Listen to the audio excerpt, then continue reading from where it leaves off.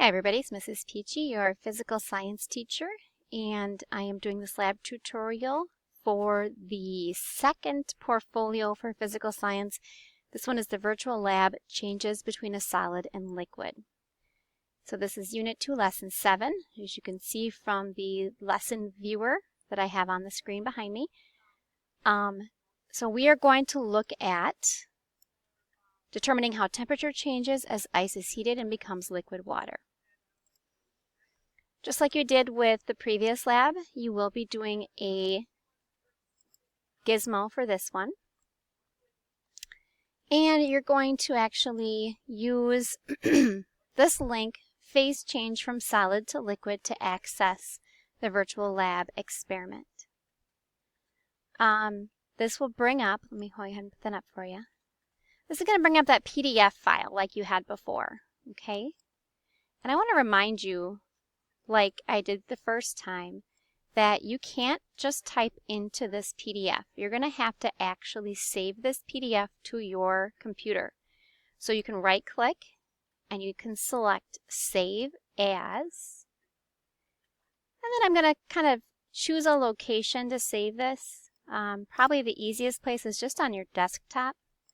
And maybe I can call this Phase Change Lab. I'll put my name on here. That helps me. Not my name, but you can put your name on there. Okay. And then what you'll notice is that document should open for you, or if it doesn't, you should find it on the desktop, and it will allow you to actually open that and make changes to it.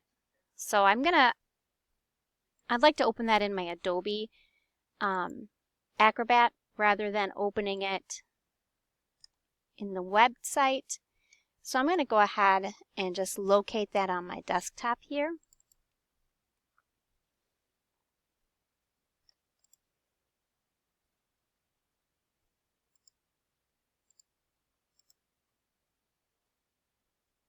Okay, so I'm just going to open that up with the Adobe Acrobat. Then I'll use the program on my computer to open it rather than using the website.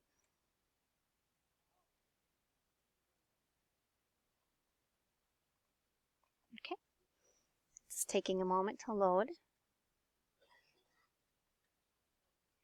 All right, so you're going to notice here that now this has appeared. I'm just going to move this over so we can see it okay. So now this has appeared on my computer as a PDF. Very slow running PDF. Okay, but I can go ahead and I can select on the side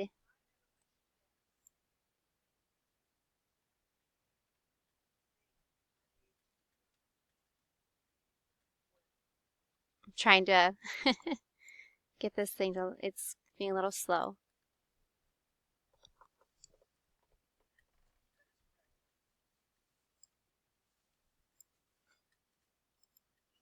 I can go up here and I can write in here. I can go to the side and I can select comment, and that allows me to use these text tools, and I can actually click then, and I should be able to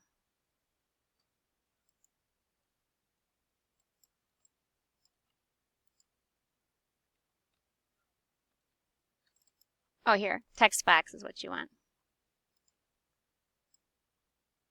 And then you can just click and put your answer right here, whatever it happens to be.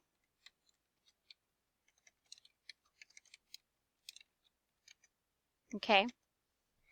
And then you can just draw a text box for each one of your answers. If you were having troubles at all getting the PDF to work last time, then that's the method you want to go about using. If you were able to successfully open it in the browser, which I do have somewhere right here, okay? And this one, no, that's not the right one, so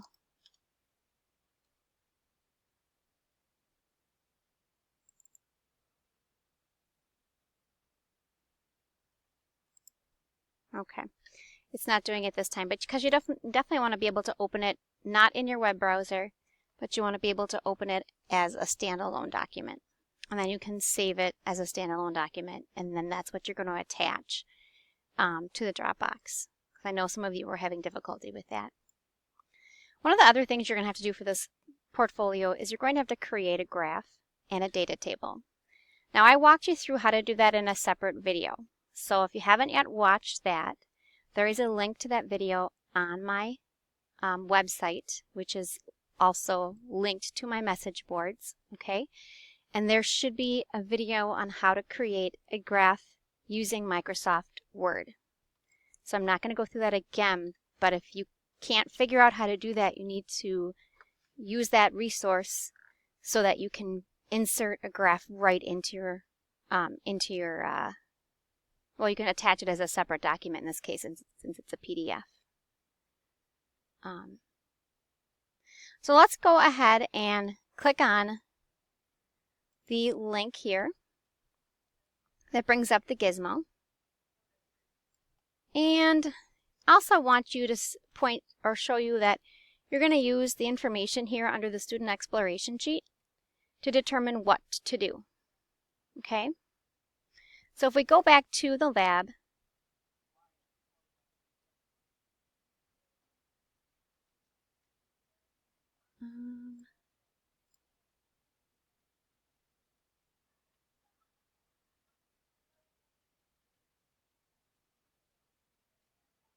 well, let's go back to our,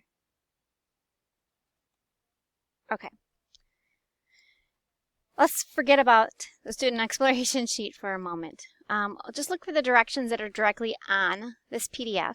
It says that in the phase change gizmo, you will see a beaker filled with water. The water is being stirred constantly, although the stirring is not shown. A thermometer measures the temperature of water in the beaker. Select macro view and set the ice volume to 50 cc's, that's cubic centimeters.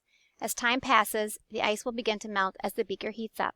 To speed up this process, remove heat energy up to 400 joules per second. Select the Graph tab to see a graph of temperature versus time. You will analyze the graph of the temperature to determine when melting occurred. Click the Play button to observe the temperature of the ice-water mixture. When the blue graph line reaches 20 seconds, click the Pause button and record the temperature of the water in Table 1. Click the Play button when the graph line reaches 40 seconds. Click the Pause button and record the temperature of the water in the table.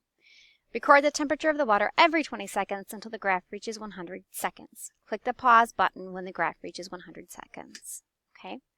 So going back to the gizmo, you're going to set the ice volume, it said, to 50 cc's. And you're going to be taking the temperature of this water and looking at temperature versus time on here. So you can change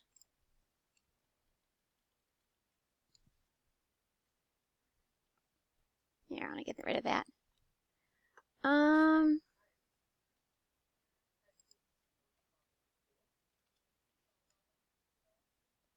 To speed up this process, it says add or remove heat. I want to see where that is on here.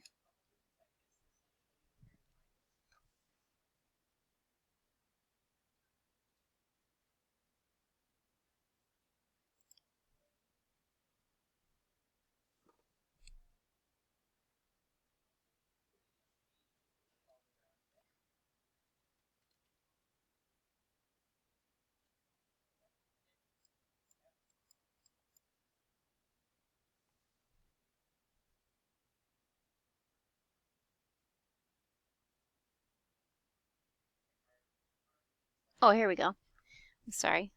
So you can go up to 400 joules, it says. Okay. So that is as fast as the rate can go. You might want to start somewhere in between.